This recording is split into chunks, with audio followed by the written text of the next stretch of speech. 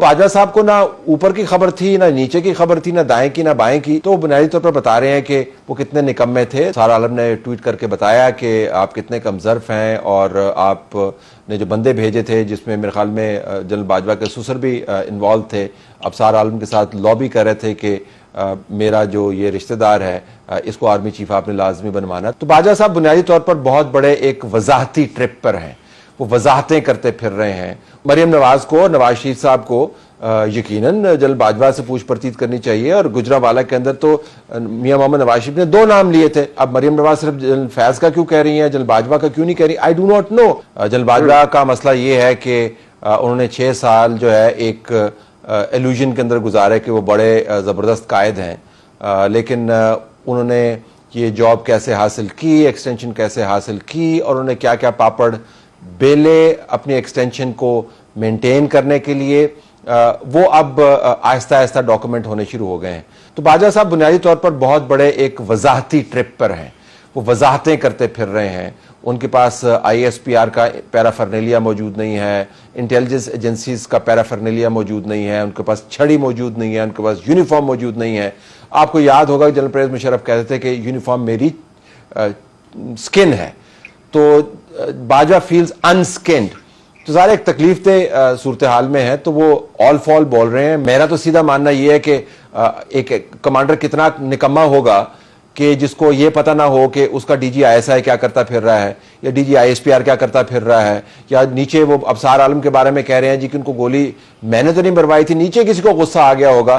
تو باجوہ صاحب کو نہ اوپر کی خبر تھی، نہ نیچے کی خبر تھی، نہ دائیں کی نہ بائیں کی، تو بنیادی طور پر بتا رہے ہیں کہ وہ کتنے نکمے تھے. تو جنرل باجوہ ہی یہ نظام چلا رہے تھے. دیکھیں ابصار عالم صاحب کے بارے میں انہوں نے ایک صحافیوں کی محفل میں کہا تھا کہ ان کو ایکسٹرا کریکولر ایکٹیویٹیز کے اوپر گولی لگی ہے. آپ کو یاد ہوگا اس کے اوپر پھر ابصار عالم نے ٹویٹ کر کے بتایا کہ آپ کتنے کم ظرف ہیں، اور آپ نے جو بندے بھیجے تھے جس میں میرے خیال میں جنرل باجوہ کے سسر بھی انوالو تھے، ابصار عالم کے ساتھ لابی کر رہے تھے کہ میرا جو یہ رشتہ دار ہے اس کو آرمی چیف آپ نے لازمی بنوانا. تو ابصار عالم کے بارے میں اس وقت یہ کہہ رہے تھے کہ غیر نصابی سرگرمی ہے، یعنی ان کا کوئی چکر چل رہا تھا، اور اب ان کو کہہ رہے ہیں جی کہ نیچے کسی کو غصہ آ گیا ہوگا.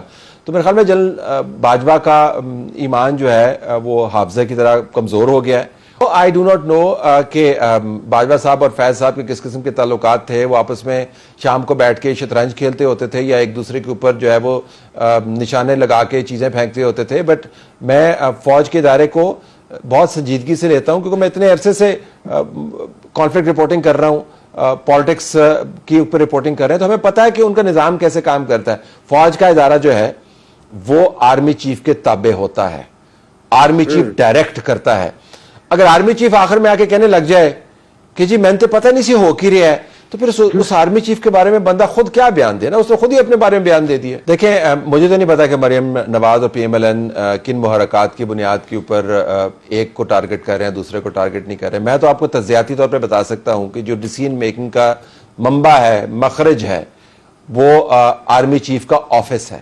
آرمی چیف کے آفس کے تابع ساری پالیسیاں بنتی ہیں. آرمی چیف کے آفس کے تابع کنسلٹیٹو پروسیس کے ذریعے پالیسی پیرامیٹرز تیار ہوتے ہیں. اور یہ ہم جنرل باجوہ کی بات نہیں کر رہے، یہ کسی بھی اچھے آرمی کے انسٹیٹیوشن کو دیکھیں، اس کے اندر کیونکہ دیکھیں نا، اگر یونیفارمٹی آف کمانڈ نہیں ہوگی تو پھر تو وہ ادارے کام نہیں کر سکتے.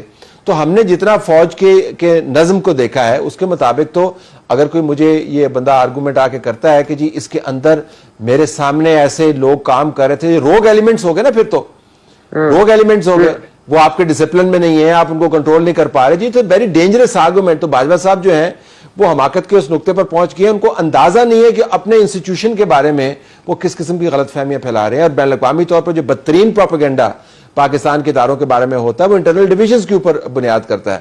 تو باجوہ صاحب اس کو ری انفورس کر رہے ہیں.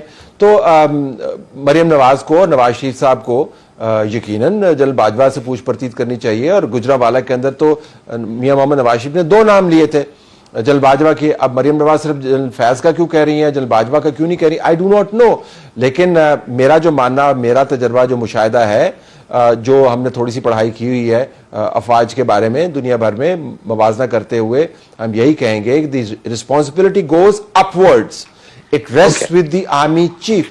اور پھر جنرل باجوہ جیسے لوگ جو ہیں وہ اپنی ایکسٹینشن کے لیے جب وہ لابی کر رہے تھے اس وقت کی چیف جسٹس کھوسا صاحب کے ساتھ, تو آپ کا کیا خیال ہے کہ جنرل فیض نے خود ہی ان کو جا کے فون کر دیا تھا کہ جی آپ یہ ایکسٹینشن کے اوپر یہ کریے, یا تحریک لبیک کے ساتھ معاہدہ جنرل فیض نے خود کر لیا تھا؟ YouTube پر گوگلی نیوز دیکھنے کے لیے youtube.com کی سرچ بار میں googly news T V type کریں. گوگلی نیوز کے پیج پر سرخ رنگ کے سبسکرپشن والے بٹن پر کلک کرنا نہ بھولیے. YouTube پیج پر اپلوڈ ہونے والی ویڈیوز سے باخبر رہنے کے لیے بیل آئیکن پر کلک کیجیے. آپ کو ہر نئی ویڈیو کے بارے میں نوٹیفیکیشن موصول ہو جائے گا.